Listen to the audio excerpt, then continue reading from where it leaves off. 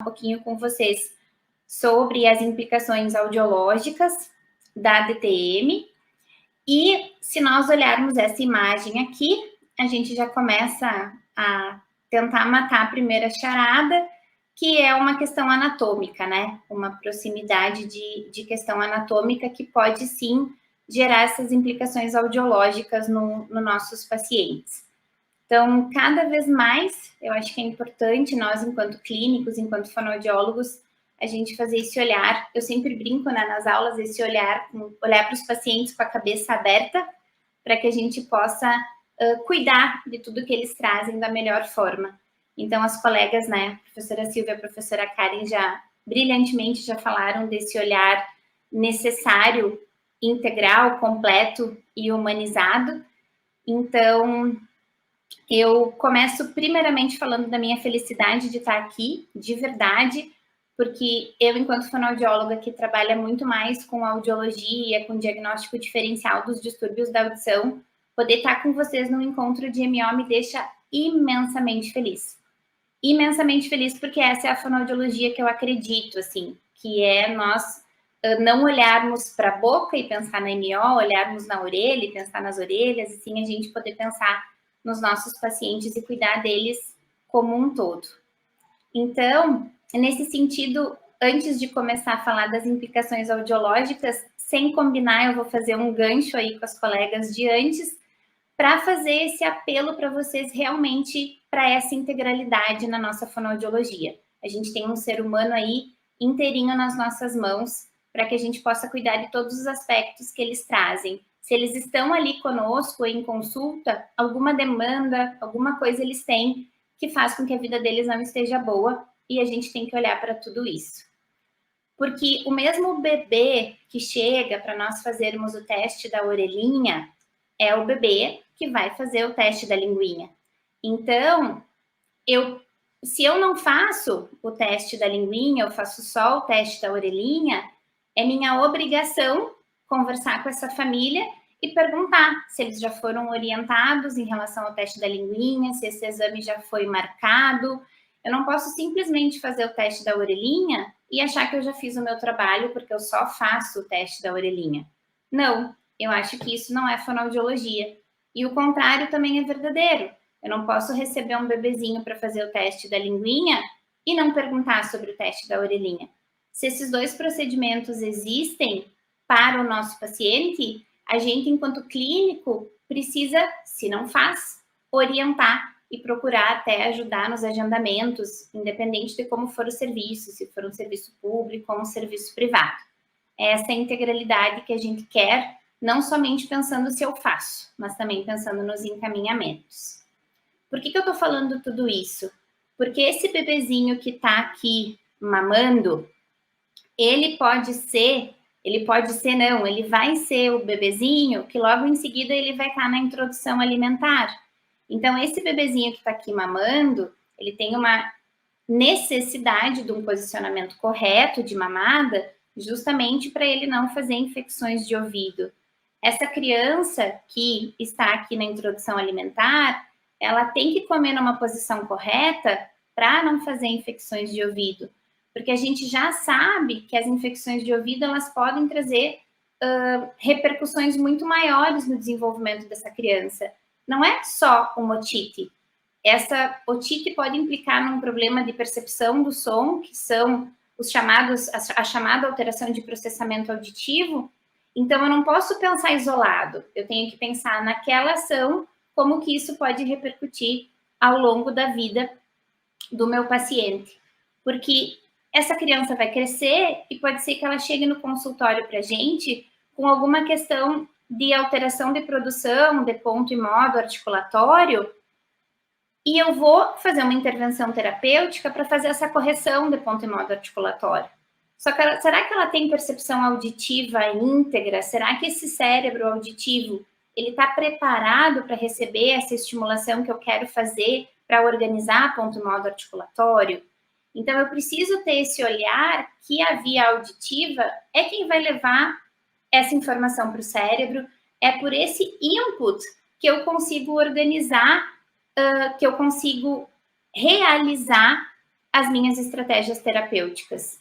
E essa mesma criança, talvez ela durma de boca aberta, ela faça uma respiração oral, e são inúmeros os textos que falam para a gente o quanto o respirador oral tende a ter mais problemas auditivos e eu caio de novo no processamento auditivo.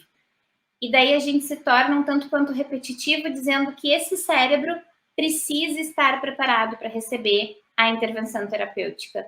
Não adianta eu ficar fazendo um bombardeio de treinos e de organizações se eu não consigo com que essa mensagem chegue adequadamente nesse cérebro para que isso seja automatizado por essa criança.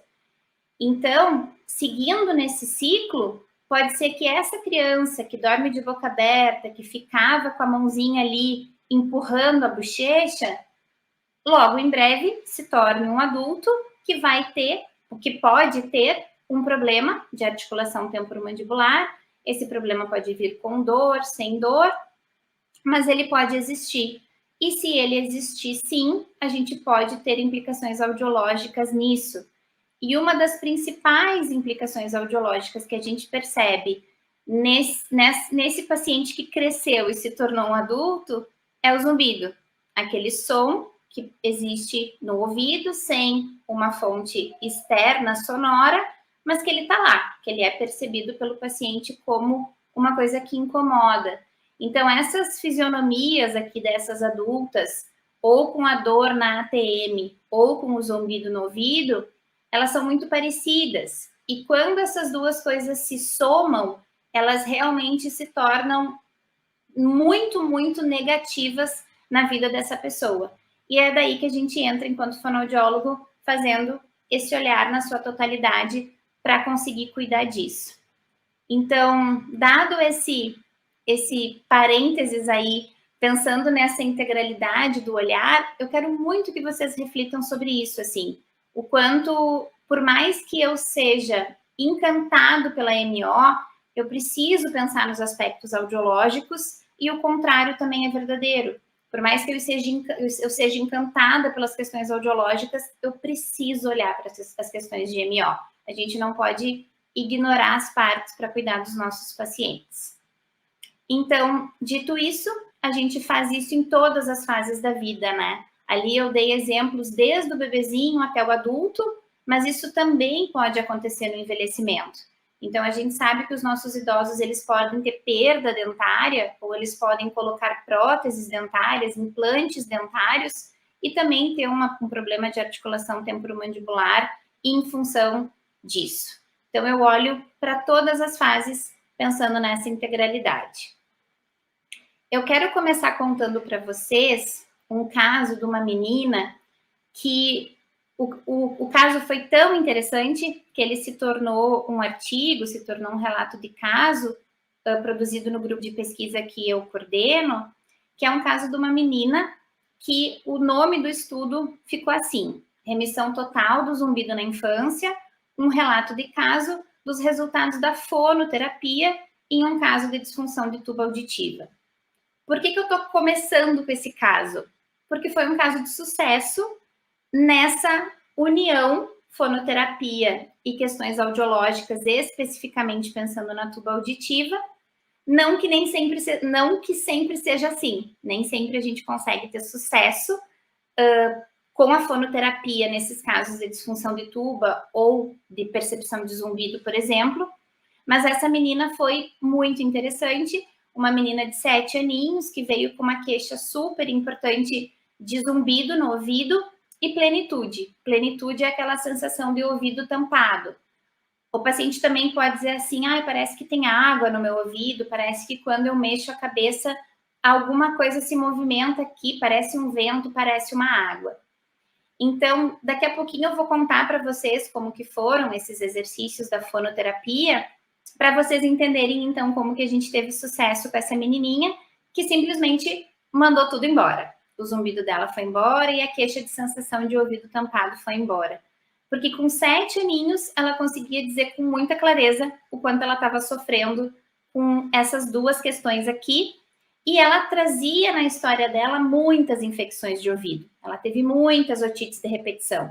Então, eu volto no que eu acabei de dizer, né? em relação às otites. Elas não são só otites, elas podem ter repercussões muito maiores.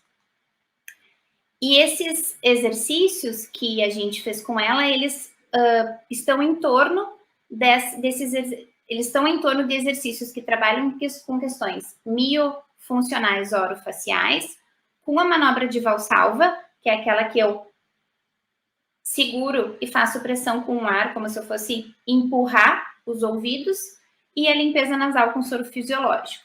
Mas a gente já volta nisso, só queria começar fazendo essa introdução para vocês, que realmente a gente pode ter sucesso nesses casos e nas crianças que normalmente são o maior público na MO. Não são o único, mas são o maior público na MO. Sobre a DTM, as colegas já lindamente falaram, mas o que eu gostaria de trazer destaque e também pedir uma reflexão para vocês é essa porcentagem alta que a gente pode encontrar na população, né? Então, é uma porcentagem importante e que traz consequências que realmente mexem muito na qualidade de vida. E daí eu quero aqui pensar com vocês sobre o que traz esse estudo de 2020, que é em relação às questões de ansiedade. O quanto a ansiedade tem, os sintomas ansiosos, eles têm crescido enormemente em todas as faixas etárias. Então, antes a gente ouvia falar muito na ansiedade nos adultos, aquela pressa, aquele desejo que tudo aconteça para ontem, e daí isso começou a acometer os nossos idosos, porque talvez não tiveram a vida adulta tão plena ou tão vivida quanto eles gostariam, mas agora a gente vê muito isso no nosso público infantil. Então, esse texto de Carvalho fala muito sobre o quanto a gente tem que ser sensível para identificar. Será que esse meu paciente tem sintomas ansiosos excessivos que podem ser prejudiciais à vida dele? Porque sintomas ansiosos a grande maioria de nós temos. Nem sempre eles são patológicos. E é essa medida que a gente precisa tentar ter com protocolos que a gente pode usar para poder fazer o encaminhamento correto. Para eu poder pedir ajuda para o colega psicoterapeuta, para poder pedir ajuda para o pediatra dessa criança, para o geriatra do idoso, se for o caso de um idoso. Então, esse feeling das relações, dessas questões de ansiedade, elas são super importantes, porque esse mesmo texto, ele fala do bruxismo, porque o bruxismo, ele pode ser um causador da DTM, ou ele pode ser o que mantém a DTM lá. Então, também o bruxismo, a gente percebe um número muito maior de pacientes contando que realmente apertam os dentes, que sentem dor quando acordam em função desse apertamento. E o bruxismo tem uma relação direta com a questão da ansiedade, e daí a gente consegue fazer um link aí dessa questão etiológica. Será que esse paciente tem DTM porque ele é ansioso e daí ele faz bruxismo? Ou ele faz bruxismo porque ele é ansioso e daí ele faz a DTM? Então, essa sensibilidade para ver como que esse ciclo está acontecendo, a gente precisa ter.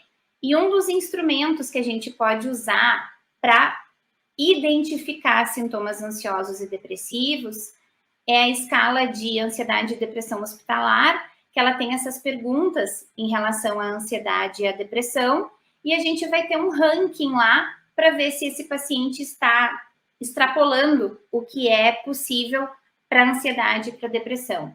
A gente não tem o poder diagnóstico, essa não é a nossa função enquanto fonoaudiólogo, mas a gente pode rastrear, fazer uma primeira impressão para poder pedir ajuda no cuidado, porque não vai adiantar nada eu fazer todas as intervenções na DTM se esse paciente vai continuar ansioso, vai continuar com bruxismo, e daí a DTM vai continuar lá. Então, a gente pode e deve tentar fazer essa triagem para poder fazer o encaminhamento correto, reforçando que o nosso dever não é diagnosticar, é só acolher, tentar ajudar com esses rastreios para poder fazer os encaminhamentos corretos.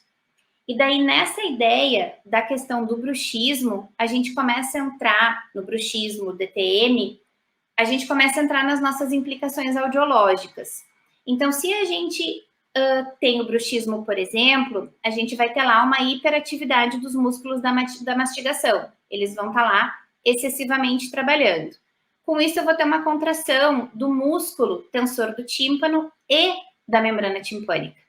Quando o músculo tensor do tímpano e a membrana timpânica, eles têm uma contração exagerada, fora do que é preparado e esperado para o mecanismo dele, eu posso ter uma disfunção da tuba auditiva. E nesse contexto, vem a plenitude, que é a sensação de ouvido tampado, vem o zumbido, que é essa percepção de um som na ausência de uma fonte sonora externa, e vem a tontura. Hoje eu não vou conversar com vocês muito sobre a tontura, porque não é uma área de domínio minha e também não ia dar tempo. Tontura cada vez mais é uma coisa que eu gosto de estudar, porque essa duplinha, zumbido e tontura, vem muito, muito nos nossos pacientes. Na verdade, agora vem o triozinho, não é a duplinha.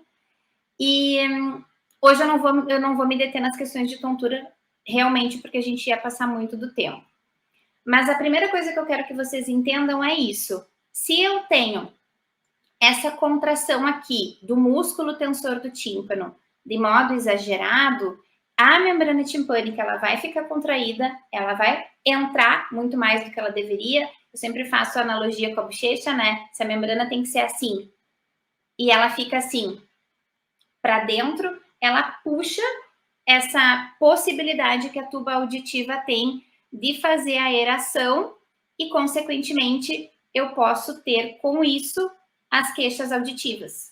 E isso vem, e essa relação com a DTM vem, então, dessa proximidade anatômica que eu tenho. E se eu pensar que a DTM pode vir do bruxismo, eu vou lembrar dessa questão excessiva do trabalho da musculatura, ali da musculatura mastigatória. Especificamente, então, agora pensando nas implicações audiológicas, quando eu recebo um paciente que ele vem com dor, que é a otalgia, com plenitude auricular, que é aquela sensação de ouvido tampado, de água no ouvido, e às vezes eles podem dizer assim também, eu bocejo e meu ouvido abre, parece que meu ouvido estoura. Ele pode ou não ter perda auditiva, a perda auditiva não é uma obrigação, eu não preciso ter a perda auditiva, mas ela pode vir junto, principalmente nas questões que envolvem o envelhecimento. Então, a perda de audição pode acompanhar os nossos idosos.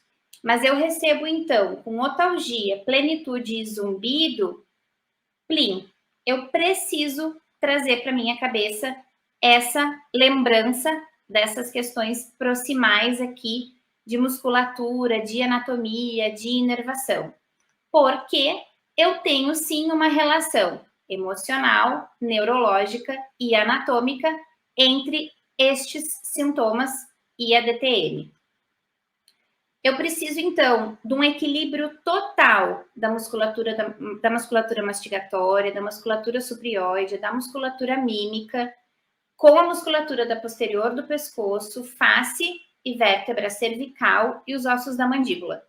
Se eu tenho esse equilíbrio todo, ótimo. Se eu tenho um desequilíbrio nisso, eu posso ter tudo que eu acabei de falar em relação aos sintomas audiológicos, as implicações audiológicas. Porque eu tenho essas terminações nervosas aqui, que vão se conectar com esses músculos, e eu preciso lembrar que esse disco articular, ele tem que estar muito organizado, muito funcionante, para eu não ter uma alteração nas terminações nervosas e nas percepções que essas terminações nervosas vão mandar para o cérebro e para que essa musculatura não tenha um excesso de contração, por exemplo. Lembrando sempre das questões dos dentes, né? A gente não pode esquecer dessa análise em relação à falta de dentes, por exemplo. Daqui a pouquinho eu vou mostrar para vocês um protocolo que a professora Ângela nos ajudou a fazer para que nós pudéssemos olhar para os nossos pacientes com esses sintomas audiológicos e uma possível DTM. Então, com essa imagem aqui, dessa proximidade, a gente pensa, então, que a DTM, ela traz essas possibilidades de implicações audiológicas, e o meu convite hoje, então, é para nós olharmos para a tuba auditiva. A tuba auditiva, ela é uma estrutura que ela liga o ouvido lá na nasofaringe com as questões, com o nariz, né? As questões respiratórias. Aqui eu trouxe um videozinho para vocês, que eu vou sair da apresentação e vou abrir o vídeo, porque ele não rodou bem dentro da apresentação. É um videozinho bem curtinho. Vou trazer ele para cá, que aqui a gente tem com bastante clareza, ó. Quando a gente pensa na tuba auditiva, ela está aqui. Então, o ouvido, orelha média, se conecta com o nariz pela nasofaringe. Então, o único jeito do ouvido respirar é pela tuba auditiva e com a nossa respiração nasal. Como eu comentei antes, né? Por exemplo, se eu tenho uma respiração oral, eu já mudo esse fluxo. Então, eu já não vou ter uma aeração desse sistema. A tuba auditiva, ela é uma estrutura que recentemente, inclusive, a gente escutou numa aula no workshop do grupo de pesquisa, que ela, de certa forma, é negligenciada pela equipe fonoaudiológica e otorrinolaringológica, porque por muito tempo a gente não olhou para ela, a gente não se preocupou com ela, e a gente precisa olhar para ela e se preocupar com ela. Porque no momento que ela não funciona, que ela não tem a mobilidade que ela precisa ter, que ela tem uma disfunção, a gente pode, então, fazer aqueles sintomas que eu acabei de comentar com vocês. Sintomas esses que podem estar relacionados com a DTM pelas questões que eu também acabei de apresentar. Então, é essa visão aqui que eu quero que vocês tenham quando a gente pensar nas questões de tuba auditiva. Daí eu vou aproveitar que eu saí da apresentação e já vou mostrar para vocês um outro videozinho que é o exame que a gente faz, que é o padrão ouro para nós identificarmos disfunção de tuba auditiva. Então, é um exame extremamente rápido, que eu vou falar um pouquinho mais sobre ele para vocês agora, mas vocês vão ver o quanto leva segundos. Então, esse aqui é a tela do nosso equipamento, da nossa clínica escola. Essa manchinha aqui é porque tem um probleminha de luz no equipamento, mas dá para nós visualizarmos o que eu quero mostrar para vocês. Então, aqui o paciente está com a sonda dentro do ouvido, para a gente fazer essa medida de orelha média, que eu acabei de mostrar no vídeo. E aqui a testagem está começando. E daí vocês percebem que aqui, ó, a gente tem um gráfico se formando e está pronto. O exame está pronto. E nessa formação aqui desse gráfico, a gente tem o padrão ouro da disfunção de tuba auditiva, que é a curva timpanométrica do tipo C, que é um dos tipos de curva timpanométrica. Então, percebam que a gente gastou 13 segundos. Então, quando a gente ouve, né, dos clínicos, assim, é mais um procedimento para nós fazermos. Quando o paciente tem curva do tipo C, a gente não tem nenhum procedimento a mais para fazer, tá pronto. Esse é o padrão ouro para o diagnóstico de disfunção tubária. Se a gente não tem essa curva timpanométrica do tipo C, a gente pode fazer um teste, que é o teste de função tubária, que eu vou comentar com vocês agora um pouquinho sobre ele. Então, antes disso, eu só quero lembrar vocês quem é a tuba auditiva. Então, ela é essa estrutura, que mede de 31 a 38 centímetros, ela tem uma inclinação no adulto de 45 graus e ela é mais horizontalizada na criança. O que ela faz? A principal função da tuba é proteger a orelha média. Lembrando que é a orelha média que vai estar lá mais próximo da articulação temporomandibular. Essa tuba auditiva, ela vai se dilatar, então, quando a gente boceja, quando a gente deglute ou quando a gente faz a manobra de Valsalva. É assim que ela se dilata, ela faz essa dilatação temporária, que é essa movimentação que a gente diz que ela precisa ter.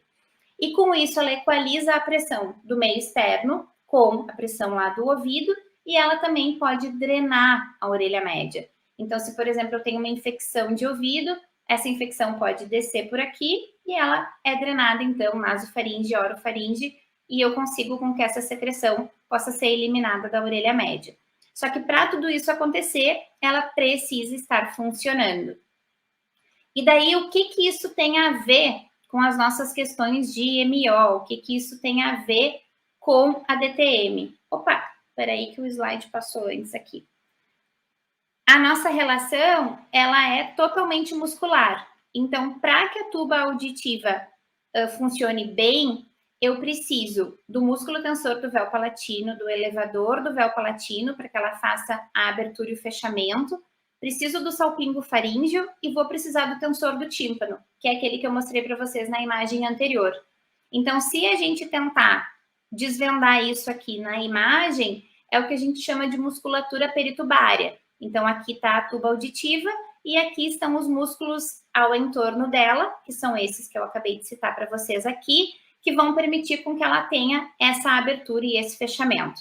Então, se eu tenho uma DTM, eu posso ter uma alteração nessa musculatura e, com isso, eu posso ter uma disfunção de tuba auditiva.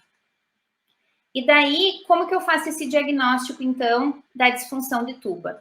Eu acabei de mostrar para vocês o videozinho que traz isso aqui. Isso aqui é uma imagem de curva timpanométrica, que é uma curva timpanométrica do tipo C, que ela me mostra que eu tenho uma pressão negativa lá dentro da orelha média. Então, eu estou com essa membrana timpânica contraída. Se a membrana timpânica está contraída, o músculo tensor dela também está contraído. E para eu conseguir fazer essa liberação, eu tenho que trabalhar com essa musculatura peritimpânica, para eu conseguir fazer com que ela possa se mobilizar novamente.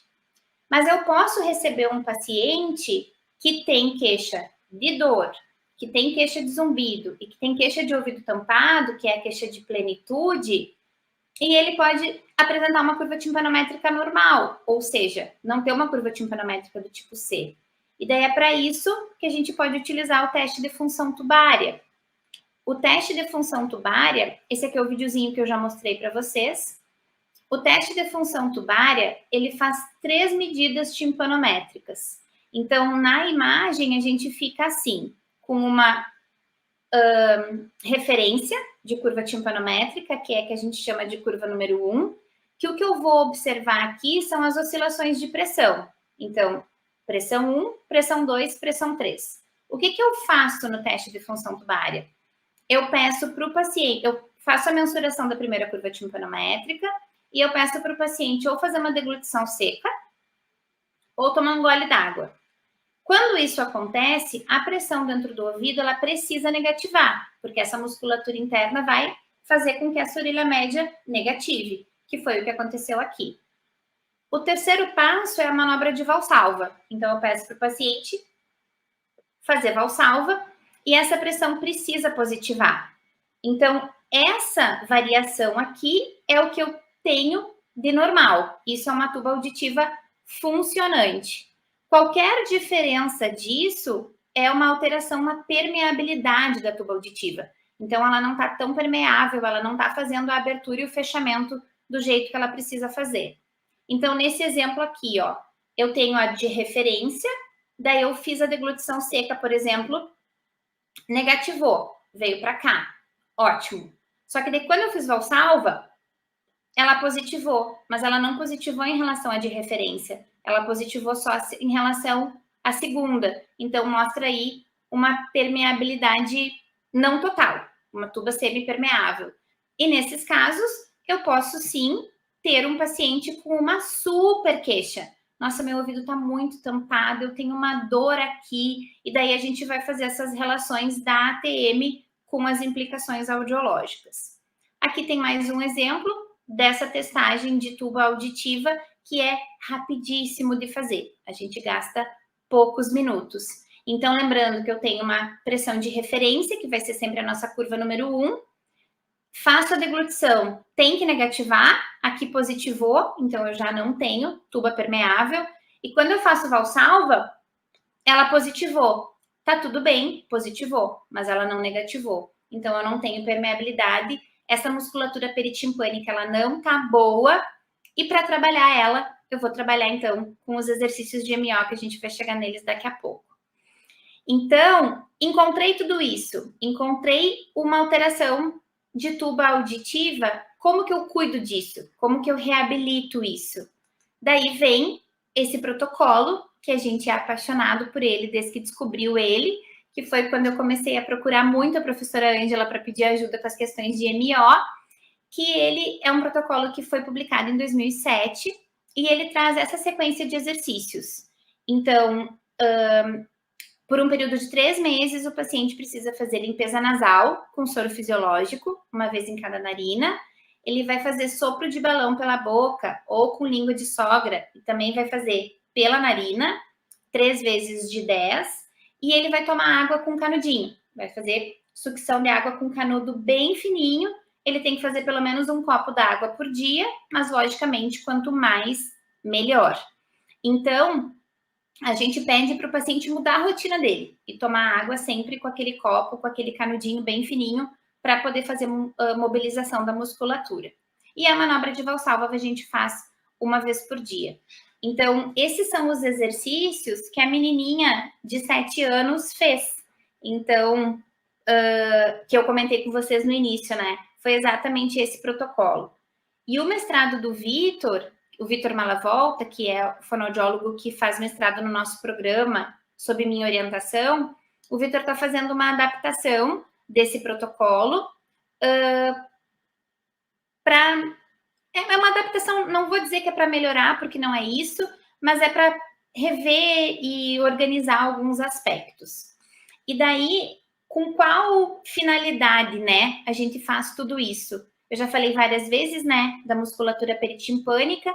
Então, de todos os exercícios, o que a gente quer é fazer essa musculatura se movimentar para a gente conseguir fazer essa abertura e fechamento da tuba auditiva adequadamente e, com isso, conseguir mandar embora a sensação de plenitude, fazer uma remissão do zumbido e reduzir ou zerar essas implicações audiológicas que podem vir da disfunção tubária, que podem vir da alteração da ATM.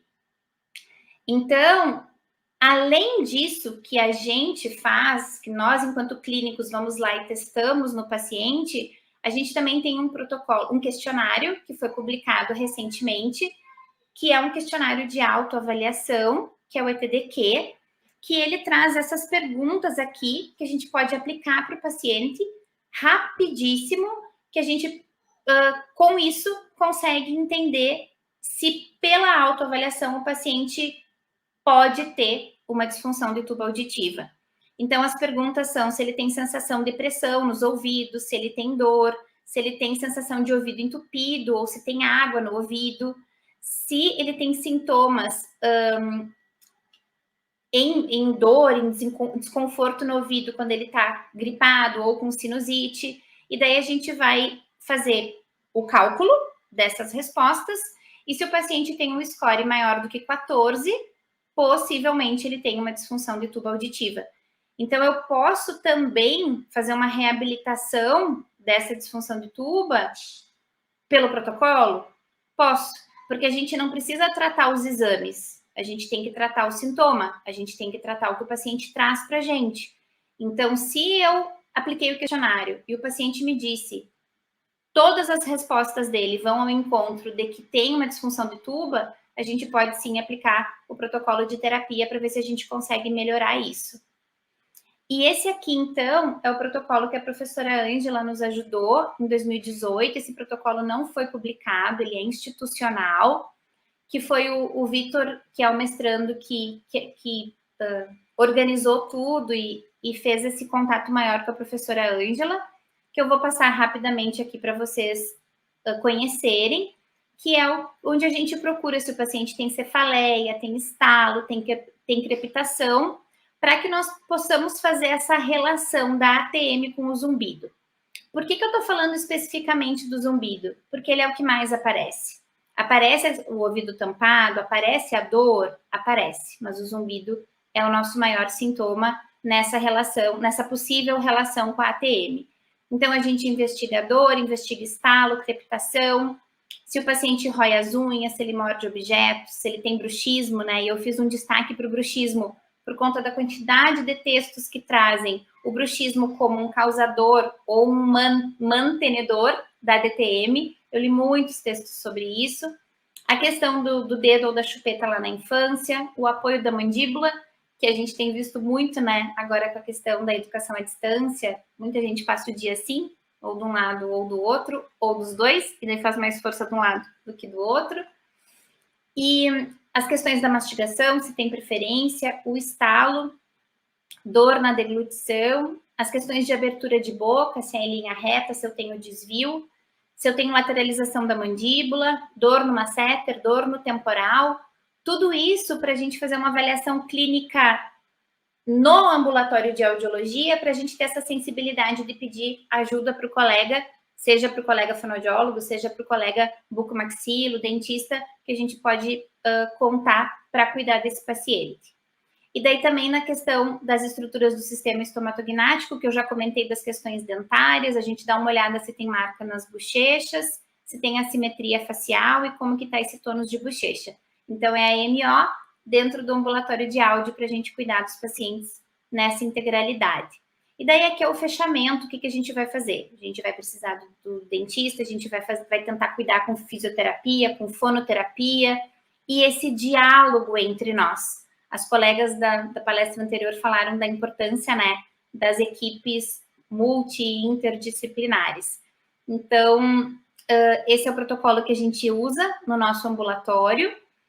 E se vocês estão na clínica e acham que precisam de alguma coisa mais rápida, esse texto de 2012, ele traz essas perguntas que eles chamam de um checklist, para a gente tentar entender se esse paciente que tem, por exemplo, zumbido, mas que também pode ser plenitude e dor, ele tem algum sinal ou sintoma de DTM. Porque esse texto traz, e inúmeros textos trazem, que mais ou menos 90% dos pacientes apresentam algum sinal ou sintoma de DTM e essa relação com o zumbido.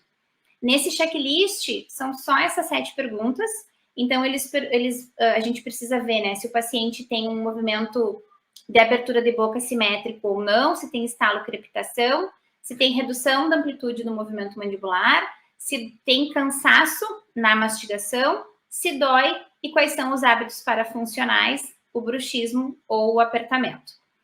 Então, esse aqui é, né, um protocolo bem mais curto, mas também referenciado na literatura como de bastante utilidade na clínica audiológica, para a gente poder fazer essa relação entre os sintomas audiológicos e a DTM. Então, visto essas questões de plenitude, zumbido e otalgia, e a tontura que eu comentei que eu não ia falar hoje, a gente pode estar se perguntando, né? Será que se eu tratar a disfunção tubária, eu trato tudo? Não. Será que se eu cuidar da disfunção da tuba auditiva, eu vou conseguir sucesso em tudo? Não. Daí volta para aquele nosso olhar macro de tentar achar o agente etiológico, de tentar entender qual que é a primeira fonte do problema para eu conseguir realmente mandar todos os desconfortos do paciente embora. O que eu quis trazer para vocês hoje foi uma reflexão de mais um olhar, de mais uma possibilidade, da gente não negligenciar as questões de tuba auditiva, porque realmente a gente pode ter resultados muito positivos. Então, essa questão do Vitor trazer o mestrado dele nesse olhar desses exercícios foi justamente porque na prática, com os pacientes, a gente conseguiu ver paciente ficando super bem, fazendo os exercícios de MO e conseguindo mandar embora 3 coisas que estavam tirando a paz da vida. Ouvido tampado, o zumbido e a otalgia, que é a dor. Mas vou repetir, não significa que tratando, cuidando a tuba auditiva e as disfunções de tuba, a gente vai ter sucesso sempre, mas a gente precisa tentar. A gente só vai saber se deu certo depois que a gente tentar. E é lógico, né, que a DTM aí tem um cuidado muito multiprofissional e a gente tem que saber olhar para quem que realmente a gente precisa de ajuda para cuidar do paciente. E daí aqui, para me encaminhar para o fim, eu comecei com um caso de sucesso e eu vou contar para vocês um outro caso de um paciente do sexo masculino de 42 anos, com um zumbido crônico desde 2018, ele está com a gente, e ele foi um dos primeiros pacientes lá em 2018 que fez a gente, opa, tem questão de ATM aí, de DTM aí, e a gente não está conseguindo cuidar do zumbido dele em função disso. Então, esse paciente, ele está aqui 2018, 2021, porque ele continua conosco no ambulatório de zumbido e ele já passou pelo ambulatório de MO, ele já fez bastante terapia de exercícios miofuncionais faciais, porque ele tinha, assim, uma questão de dor, de estalido, ele colocou aparelho dentário, ele usa CPAP, então é o paciente com uma questão respiratória, com um problema de sono bem importante, mas foi um paciente que o protocolo não deu certo, porque não era só tuba auditiva. Tem N fatores associados, principalmente emocionais, que fazem com que a gente não consiga ter sucesso e que hoje, todos esses anos depois, porque para nós, 3 anos com zumbido é todos esses anos depois, porque quem está próximo aí sabe o quanto o zumbido incomoda, quem já leu sobre isso está vendo aí o quanto ele traz desconforto. Então, é um caso que nós cuidamos da ATM, nós fizemos o que a gente podia, fonoaudiologicamente falando, de exercícios de MO, ele está fazendo uso do CPAP, mas o zumbido ainda está lá, porque tem uma perda auditiva que não está protetizada, porque ele não é candidato a aparelho auditivo pelo SUS, porque a perda auditiva dele é leve, mas que tem sim uma questão emocional bastante envolvida, que a gente vai precisar do colega psicoterapeuta para nos ajudar nesse caso. Então, eu quis contar desse paciente também, porque nós tentamos, a gente tentou, a gente fez todo o protocolo mais de uma vez, ele ficou bastante tempo na MO e a gente não conseguiu ainda fazer redução dos sintomas dele, mas a gente continua manejando, a gente continua tentando com outras estratégias terapêuticas que estão ao nosso alcance fonoaudiologicamente falando. Então, aqui fica o meu convite, se vocês quiserem saber um pouco mais e ter um pouco mais de informação sobre esses temas, a gente tem um canal no YouTube que tem outras aulas que falam sobre isso, em relação ao zumbido, plenitude, tuba auditiva, DTM, a relação de tudo isso, que traz algumas coisas mais profundas dessa visão geral que eu tentei trazer hoje. Mais uma vez, o meu desejo de que vocês todos consigam fazer integralidade em fonoaudiologia, que a gente olhe para os nossos pacientes em todas as idades como eles merecem, porque se eles vieram nos procurar, eles precisam da gente. E o meu imenso muito obrigada à professora Ângela por lembrar de mim, pela a comissão organizadora, por todo o carinho aí em todo esse passo a passo até o dia de hoje. Fica o meu e-mail de contato aqui para quem desejar e eu estou extremamente